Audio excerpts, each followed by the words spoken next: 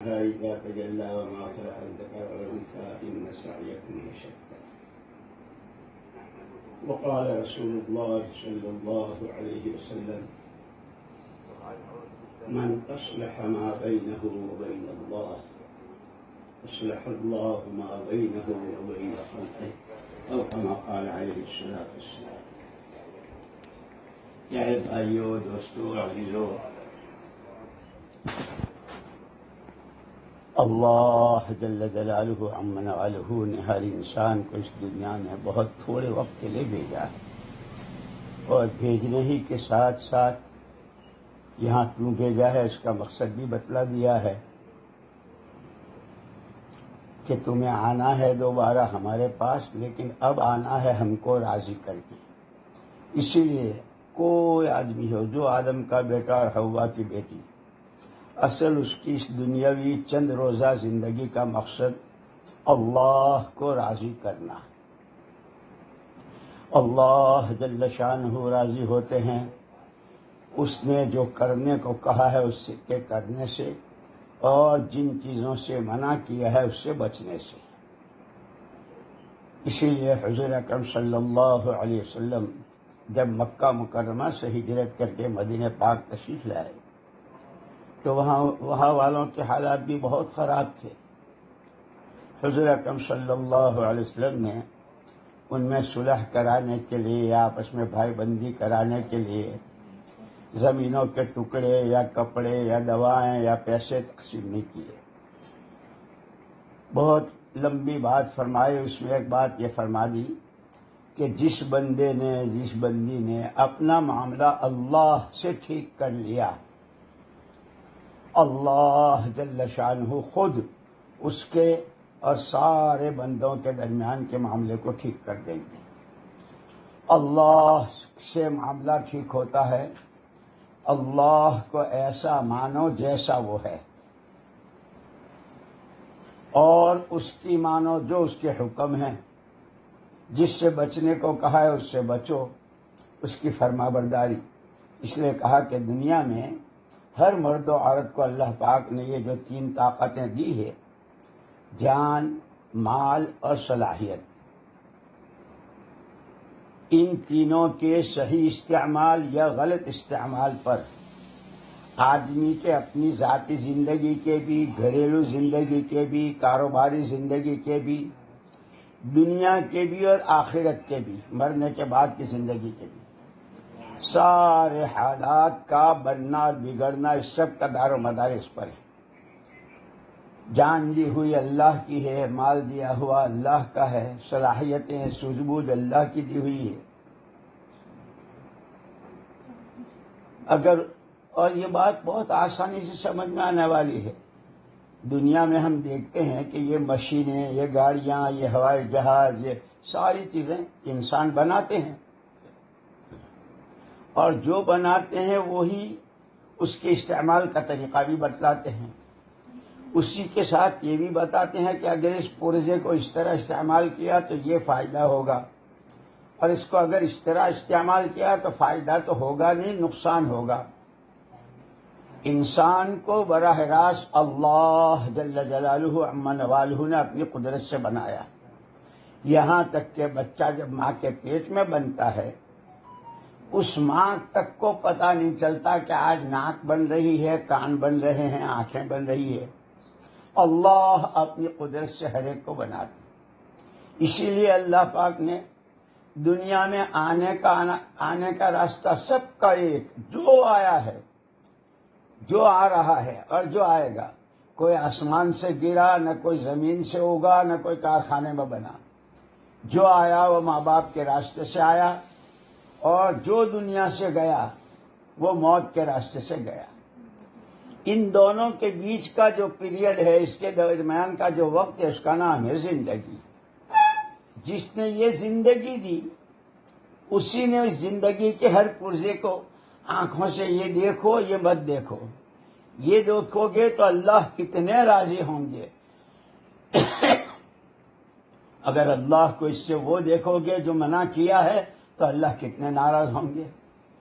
اسی لیے پھر اس نے یہ بھی بتلا دیا ہم جب راضی ہوتے ہیں تو ہم انعامات دیتے ہیں، نعمتوں کے دروازے کھول دیتے ہیں۔ دنیا کی زندگی حیات طیبہ، جو اچھے عمل کرتا ہے، جو اللہ کے حکموں کو مانتا ہے، نافرمانیوں سے بچتا ہے۔ اور اسی لیے کہا کہ دنیا حقوق کے ادا کرنے کی جگہ ہے۔ سب سے پہلا حق اللہ کا، اسی کے ساتھ اس کے نبی صلی اللہ علیہ وسلم کا، اس کی کتاب قرآن کریم کا، پھر ماں باپ کا، بھائی بہنوں کا، بیوی بچوں کا، پڑوسیوں کا، یہاں تک کہ حضور اکرم صلی اللہ علیہ وسلم نے تو جانوروں تک کا حق بتایا۔ جس سڑک جس راستے پر ہم چلتے ہیں اس کا بھی حق بتایا۔ ایک مرتبہ حضور اکرم صلی اللہ علیہ وسلم تشریف لے جا رہے تھے، دیکھا ایک اونٹ شکایت کر رہا ہے آپ سے۔ آپ نے پوچھا یہ اونٹ کس کا ہے؟ تو ایک صحابی سامنے آیا کہ میرا ہے۔ فرمایا یہ شکایت کر رہا ہے کہ تم کام اس سے زیادہ لیتے ہو اور چارہ اس کو تھوڑا دیتے ہو۔ آپ نے تو ہر چیز کا حق بتایا۔ اسی لیے دنیا میں حقوق ادا کرنا ہے، بدلہ اس کا کہ دونوں ہے۔ اگر کسی کا حق مارا ہے تو اس کی سزا ہے، حق ادا کیا ہے تو اس پر دنیا میں بھی انعام ہے، دلوں کا سکون، چین، آپس میں محبتیں اور زندگی کے اسباب میں برکتیں، دعاؤں میں قبولیت اور دنیا جنت نشان۔ اور اگر کسی کا حق مارا ہے تو سب سے پہلے دنیا ہی میں بے چینی، کھانا بھی ہے، مکان بھی ہے، گاڑیاں بھی ہے، کارخانے بھی ہیں، لیکن دلوں میں سکون نہیں۔ اسی لیے قرآن نے کہا ہے الا بذکر اللہ تطمئن القلوب، دلوں کا چین اللہ کو یاد رکھنے سے ہے۔ ایک ہے اللہ کو یاد کرنا، تسبیح پڑھ لی، اللہ کو یاد کیا، لیکن اٹھتے بیٹھتے چلتے پھرتے بولتے سنتے سوچتے، اندھیرے میں اجالے میں نہاتے ہر وقت اللہ مجھے دیکھ رہے ہیں، اور اس کے یہاں کا ایک ہی ضابطہ ہے، اس کے یہاں ذات پات کچھ نہیں، ہر ایک اللہ کا بندہ، ہر ایک اللہ کی بندی۔ اچھے عملوں کا بدلہ دوں گا، برے کاموں کی سزا دوں گا، دنیا میں بھی، اور اصل بدلے کی جگہ آخرت ہے۔ اس لیے کہا دنیا تو عملوں کے بنانے کی جگہ ہے، آخرت بدلہ پانے کی ہے۔ اب یہ جو اللہ، اسی لیے اس کا نام ہے پابندیاں۔ دین کا جو ترجمہ ہے وہ پابندی، جو پابندی اللہ کی طرف سے ہے، محمد الرسول اللہ صلی اللہ علیہ وسلم کے واسطے سے آئی ہے۔ زبانوں سے یہ بولو یہ مت بولو، کانوں سے یہ سنو یہ مت سنو، دماغوں سے یہ سوچو یہ مت سوچو، چلو ادھر ادھر مت چلو، یہ دو وہ لو، یہ تو ہر چیز میں پابند بنایا ہے۔ یہ جو آج اب رمضان مبارک آ رہے ہیں، یہ پورے اس پابندی کی مشق کرنے کا پورا مہینہ ہے۔ اسی لیے کہتے ہیں بعض چیزیں ایسی ہوتی ہیں کہ اس سے بھوکے بھی ہیں، پیاسے بھی ہیں، اور دن بھر کا لمبا روزہ بھی ہے، لیکن کچھ نہیں ملتا۔ کیوں؟ کہ وہ پابندی نہیں کی جو روزے کی حالت میں کرنے کو کہا تھا۔ روزے میں جھوٹ بولا، روزے میں غیبت کی، کسی کی نندا کی، روزے میں کسی کو ستایا، روزے میں ہے یوں کہ بھوکے بھی ہیں پیاسے بھی ہیں لیکن کچھ نہیں ملتا۔ اور کیا کہنے اللہ پاک کے کہ اگر صبح سے شام تک کی بندہ اور بندی پابندی کر لیتے ہیں، اس وقت میں کھاؤ اس وقت میں مت کھاؤ، جیسے کہا کہ جب سورج چھپ جائے تو افطار کر لو، صبح صادق جو ہوتی ہے جب پاؤ پھٹتی ہے اس وقت کھانا بند کر دو، رات کی سحری بھی بتائی، صبح اور شام کی افطاری بتائی، اور پھر اس پر اجر و ثواب بتایا۔ کھانا ہم کھاتے ہیں، پیٹ ہمارا بھرتا ہے، اور اجر و ثواب اللہ پاک دیتے ہیں۔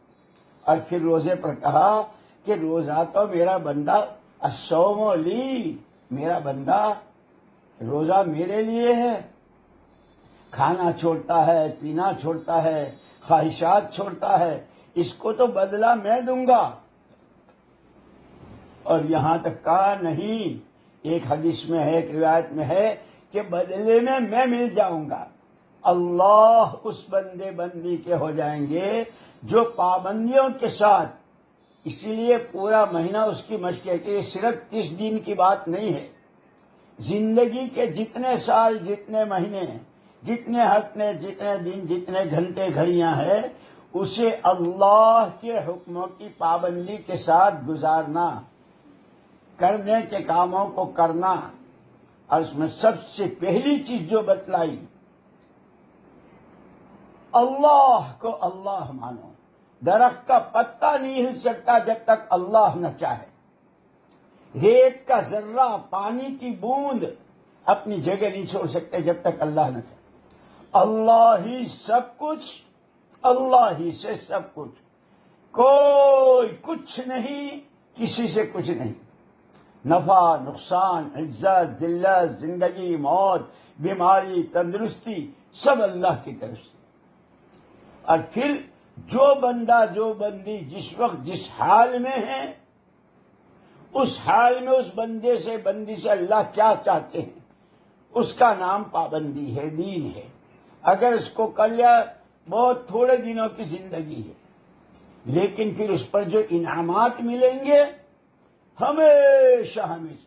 آپ دیکھ لو دنیا میں کیسے کیسے بادشاہ، راجا، رانیاں، مہاراجا کیسے کیسے آئے، مالدار، غریب ہے، جو گیا آج تک کوئی واپس نہ آیا اور نہ کسی کو واپس آنا ہے۔ اور محمد الرسول اللہ صلی اللہ علیہ وسلم نے قسم کھا کے فرمایا کہ میں قسم کھاتا ہوں اس اللہ کی جس کے قبضے میں میری جان ہے کہ مرنے کے بعد ہر مرد و عورت کے لیے دو میں سے کوئی تیسری جگہ نہیں ہے، یا جنت ہے یا جہنم ہے۔ اچھے عملوں کے بدلے کی جگہ جنت، اور جنت کی جتنی نعمتیں ہیں وہ اس کے اعمال کی بدلی ہوئی شکل۔ جیسے ہم کھانا پکاتے ہیں نا، کبھی بریانی پکاتے ہیں، کبھی چھولا پکاتے ہیں، کبھی کیا پکاتے ہیں، تو وہ مختلف چیزوں سے شکل بدلتی ہے۔ جیسے کبھی کھویا ہوتا ہے، حلوہ بنتا ہے، چیزیں بنتی ہے، ایسے ہی تہجد کی نماز، قرآن کی تلاوت، روزہ، سچ بولنا، تسبیح پڑھنا، ذکر کرنا، دعائیں کرنا، یہ سارے اعمال، کسی بھوکے کو کھلانا، پیاسے کو پلانا، کوئی بیچارہ پریشان ہے اس کی پریشانی میں اس کی مدد کرنا، کوئی ہو جو بھی ہے وہ اللہ کا بندہ اور بندی ہے۔ اس لیے ہم کو بتایا کہ تمہارا ایمان اور تمہارا اللہ سے تعلق صحیح جب ہوگا جب تم ہر ایک کا بھلا چاہو گے۔ وہ تمہارے خاندان کا ہے، تمہارا پڑوسی ہے، تم جانتے ہو نہیں جانتے ہو، جو بندہ ہے، جو آدم کا بیٹا، حوا کی بیٹی، جب ہر ایک کا بھلا چاہو گے، بلکہ یوں کہا کہ تمہارا تو ایمان ہی نہیں بنے گا جب تک کہ تم دوسروں کے لیے وہ نہ چاہو جو اپنے لیے چاہتے ہو۔ جو حفاظت، جو امن، جو برکتیں، جو رحمتیں، جو مددیں، جو عزتیں، جو کچھ تم اپنے لیے چاہتے ہو، جو اسے دوسروں کے لیے چاہو گے تو تمہارا ایمان بنے گا۔ پھر اس پر اللہ خوش ہو کر، جیسے نماز بہت اونچی عبادت اور اس پر کتنا سا کہ سجدے کی حالت میں بندہ اور بندی اللہ سے سب سے زیادہ قریب ہوتے ہیں۔ اس کے قیام پر ثواب، اس کے رکوع پر ثواب، سجدہ، بلکہ نماز کے لیے گھر سے جاتے ہیں تو اس کی تیاری میں وضو کرتے ہیں تو وضو پر ثواب، جب کلی کرتے ہیں تو منہ کے سارے گناہ معاف ہو جاتے ہیں، زبان کے گناہ معاف ہو جاتے ہیں۔ میرے محترم دوستوں اور میرے بھائیوں، اللہ جل شانہ نے، اور یہ آنے والا رمضان مبارک، یہ ایسا ہے جیسے کسی کے گھر کوئی مہمان آتا ہو، بہت دنوں سے تمنا تھی بھائی تم ہمارے یہاں مہمان نہیں آتے، اچھا بھائی آئیں گے، اچھا بھائی آئیں گے۔ ایسے ہی یہ رمضان مبارک سارے سال اس کا انتظار، جس کو ایک شاعر نے یوں کہا، خدا کا شکر ہے جو آرزو تھی دل میں مدت سے، خدا کا شکر ہے جو آرزو تھی دل میں مدت سے، ہوئی وہ آج خالق اکبر کی، ہوئی وہ آج پوری خالق اکبر کی قدرت سے، کہ رمضان مبارک آ گئے وہ مہمان، اور یہ مہمان کون؟ اللہ کے یہاں سے بھیجے ہوئے۔ اور یہ تو سب جانتے ہیں کہ جب کوئی کسی آدمی کے گھر جاتا ہے تو گھر والا پوچھتا ہے بھائی کہاں سے آئے، کیوں آئے؟ اللہ ہمیں زبان دے رمضان مبارک سے باتیں کرنے کی۔ کہاں سے آئے؟ آسمانوں کی بلندیوں سے، عرش والے کے پاس سے، اور آپ کا نام لے کر بھیجا۔ کیوں آئے ہو؟ آپ کے لیے جہنم کے دروازے بند کروانے، جنت کے دروازے کھلوانے، عملوں کا ثواب بڑھانے۔ اسی لیے حدیثوں میں آتا ہے کہ رمضان میں نفلوں کا ثواب فرضوں کے برابر، اور فرضوں کا ثواب 70 گنا ہو جاتے۔ صدقہ، خیرات، کھلانا، کسی کو افطار کرانا، اور افطار کرانے کے لیے بہت ساری چیزیں نہیں، ایک کھجور کے ٹکڑے سے کسی کا روزہ افطار کرا دیا تو روزے والے کو پورے روزے کا جتنا ثواب ملے گا اس افطار کرانے والے کو بھی وہی ملے گا۔ شہری میں بھی اللہ نے برکتیں رکھی ہے۔ یہ پورا مہینہ اللہ سے تعلق بنانے کا، اپنی آخرت بنانے کا، عملوں کی پونجی تیار کرنے کا۔ جیسے بیپاری آدمی اور ہر ایک اپنی پونجی تیار کرتا ہے کہ بھئی 2 لڑکوں کی شادیاں ہیں، لڑکی کو رخصت کرنا ہے، یہ مکان بنانا ہے، اس کے لیے پونجی تیار کرتے ہیں۔ ایسے ہی میرے دوستوں اور بزرگوں اور میرے بھائیوں اور بہنوں، مرنا ہے، سکرات ہے، قبر کے سوالوں کا جواب ہے، پل صراط سے گزرنا ہے، محمد الرسول اللہ صلی اللہ علیہ وسلم کے سامنے حاضری ہے، اللہ کے سامنے کی پیشی ہے، حشر کا میدان ہے، پھر حساب کتاب ہے، اور جنت جہنم کا فیصلہ ہے۔ اس سب کے لیے جو پونجی ہے، یہ دولتیں، یہ ہیرے جواہرات، یہ سونے چاندی کے زیور، ان میں کی کوئی چیز نہیں، بلکہ سب سے پہلے اور بنیادی چیز رمضان آیا ہی ہے تقوی دلانے کے لیے۔ کتب علیکم الصیام کما کتب علی الذین من قبلکم لعلکم تتقون۔ ایمان والو، تم پر روزے فرض کیے گئے جیسے پہلوں پر تھے۔ کیوں؟ تاکہ تمہارے اندر تقوی آئے۔ تقوی کس کو کہتے ہیں؟ حضرت عمر رضی اللہ تعالیٰ عنہ نے ایک مرتبہ حضرت ابی بن کعب رضی اللہ تعالیٰ عنہ سے پوچھا، بھائی ابی، یہ قرآن میں تقوی لعلکم تتقون، اتقوا اللہ لعلکم تتقون، اتقوا اللہ، یہ تقوی ہے کیا؟ عجیب جواب دیا۔ حضرت ابی بن کعب رضی اللہ تعالیٰ عنہ نے کہا، امیر المؤمنین، کبھی آپ کو واسطہ پڑا ہو کہ آدمی راستہ چلا، دونوں طرف کانٹوں کی باڑیں اور نوکیلے کانٹے، راستہ بہت تنگ، ہوا بہت تیز، اور اس کنارے سے اس کنارے جانا ہے، آدمی کیا کرے گا؟ ہوا بھی ہے، کانٹے بھی ہیں، راستہ تنگ ہے، اور سفر لمبا ہے۔ حضرت عمر رضی اللہ عنہ نے فرمایا کہ وہ تو اپنے آپ کو چاروں طرف سمیٹے گا کہ کہیں دامن میں، کہیں کسی آستین میں، کسی جگہ کانٹا نہ لگ جائے، ورنہ دامن پھٹ جائے گا، کپڑا پھٹ جائے گا، اور منزل پر پہنچنے سے رک جائے گا۔ فرمایا یہی ہے تقوی۔ جھوٹ سے، چوری سے، کسی کی نندا اور غیبت کرنے سے، کسی پر ظلم زیادتی کرنے سے، کسی کا حق مارنے سے، اللہ کی نافرمانی سے، نبی صلی اللہ علیہ وسلم کے طریقوں سے منہ موڑنے سے، ماں باپ کی بے ادبی سے، بیوی بچوں کا حق مارنے سے، اس سب سے اپنے آپ کو بچانا، لایا نہیں بیکار کہ جس میں کوئی آخرت کا فائدہ نہ دنیا کا، اس سب سے اپنے آپ کو بچا کے دنیا سے مرنے تک اور آخرت تک لے جانا، اس کا نام تقوی۔ یہ رمضان مبارک آیا ہی اس کے لیے ہے۔ تاجر ہو، کاشتکار ہو، مالدار ہو، غریب ہو، دلہن ہو، دولہا ہو، جوان ہو، بوڑھا ہو، جو بھی ہو، ہر ایک کو روزہ رکھنا ہے، اور روزے سے اپنے آپ کو متقی بنانا ہے۔ اور یہ متقی بن جائیں گے تو پھر سال کے آگے 11 مہینے جب تقوی والی زندگی گزاریں گے تو کیا کہا؟ ان اللہ مع الذین اتقوا، اللہ تقوی والوں کے ساتھ۔ من یتق اللہ یجعل لہ من امرہ یسرا، جو اللہ سے ڈرے گا اللہ اس کے سارے کام آسان کر دیں گے. من یتق اللہ یجعل لہ مخرجا ویرزقہ من حیث لا یحتسب. جس مشکل میں بھی پھنسا ہوگا تقوی والے کے لیے اللہ پاک راستہ نکالیں گے اور روزی ایسی جگہ سے دیں گے جہاں سے وہم و گمان نہیں ہوگا. میرے دوستو، اسی لیے میں نے عرض کیا کہ سب سے پہلے اللہ سے اپنا معاملہ صحیح کرنا ہے. اللہ کو اللہ ماننا، اس کی فرما برداری کرنا. اور پھر اس نے خود کیا کہا؟ ادعونی استجب لکم، مجھ سے مانگو میں تم کو دوں گا. اللہ تو جھوٹ نہیں بولتا، اللہ والا خلافی نہیں کرتا. اسی لیے رمضان سے اگر باتیں کرے تو وہ کہے گا تمہاری دعاؤں میں قبولیت ڈلوانے آیا ہوں. اس لیے کہتے ہیں افطار کے وقت میں ایک دعا خاص قبول ہوتی ہے. ہم لوگ تو افطاری کے وقت میں پتہ نہیں کس میں لگ جاتے ہیں، افطار کی دعا بھی ہم کو یاد نہیں ہوتی. نہیں، یاد کریں، سیکھیں، سکھائیں گھر کے بچوں کو بھی. اور رمضان مبارک کا اس قرآن سے خوب گہرا تعلق ہے، اسی مہینے میں اترا ہے.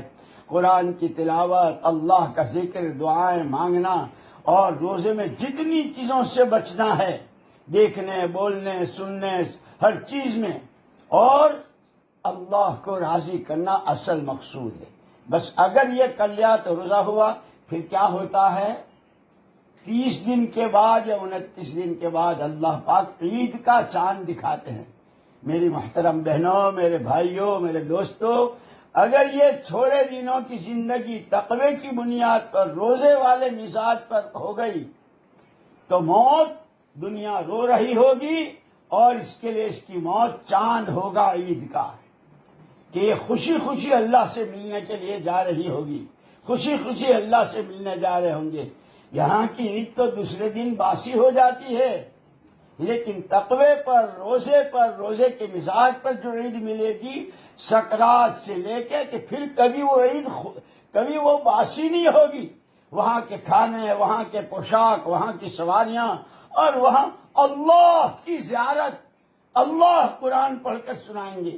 اب پڑھ لو جتنا پڑھ سکو، کہ دنیا میں جب بندہ یا بندی قرآن پڑھتے ہیں تو اللہ سنتے ہیں. جنت میں اللہ قرآن سنائیں گے، نور کے بادل اٹھیں گے. یہ جب جائے گا تو اس کی حور کہے گی واہ واہ واہ واہ، بہت خوبصورت ہو کیا ہے، کہاں سے، کون سا پاؤڈر، کہاں کا پاؤڈر، کہاں کی لپسٹک.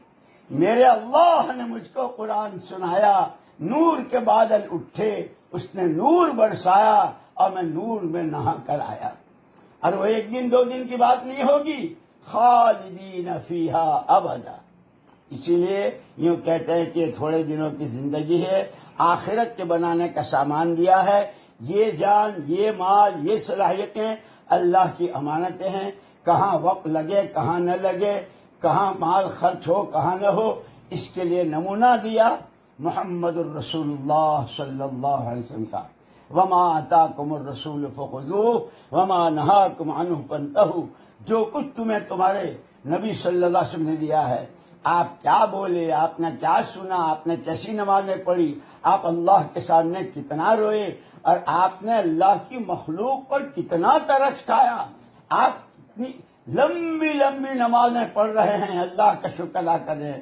آخری بات یہ کہوں گا، اللہ نے مجھے تمہیں جس کی جتنی اب تک عمر ہوئی، کتنے رمضان دیے، اور اسی میں اللہ پاک نے عمرے کرائے ہیں، حج کیے ہیں، اور اللہ کے گھر کے طواف کیے ہیں، بڑی نعمتوں سے نوازا ہے. لیکن ہر بندہ بندی اپنے گریبان میں منہ ڈال کر دیکھے اللہ کی نعمتوں کی قدر کیا کی ہے اور ناقدری کتنی کی ہے. اسی کی دی ہوئی جان مال سے اس کی نافرمانیاں، اس سے بڑی ناقدری کیا. یہ تو حضور پاک صلی اللہ علیہ وسلم کا صدقہ اور طفیل ہے کہ آپ کے صدقے میں آپ نے ایک مرتبہ سجدہ کیا، اور اتنا لمبا کہ سر ہی نہیں اٹھایا. ایک صحابی آپ کو ڈھونڈتے ڈھونڈتے قبرستان گئے، وہاں نہیں ملے، مسجد میں آئے، وہاں ملاقات نہیں ہوئی، سارا مدینہ چھان مارا. ایک غار میں دیکھا کہ حضور سجدے میں ہیں. بہت دیر کے بعد جب واپس آئے تو صحابی چمٹ گئے، اللہ کے رسول کیا ہوا؟ فرمایا میں نے اس وقت تک سر نہیں اٹھایا جب تک اللہ نے یہ وعدہ نہ کر لیا. پیارے نبی، جب تک آپ اپنی امت کے درمیان ہیں میں امت کو عمومی عذاب نہیں دوں گا، اور جب آپ پردہ فرما لیں گے آپ کی امت جب تک توبہ اور استغفار کرتی رہے گی تو میں عذاب نہیں دوں گا. میرے دوستوں، میری بہنوں، اب اللہ کے نبی صلی اللہ علیہ وسلم تو ہمارے درمیان نہیں رہے، لیکن یہ توبہ اور استغفار کی دولت دے کر گئے ہیں.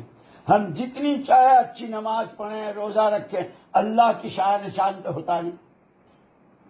اسی لیے تقویٰ کہتے ہیں نیکیوں میں سے گناہ چننا.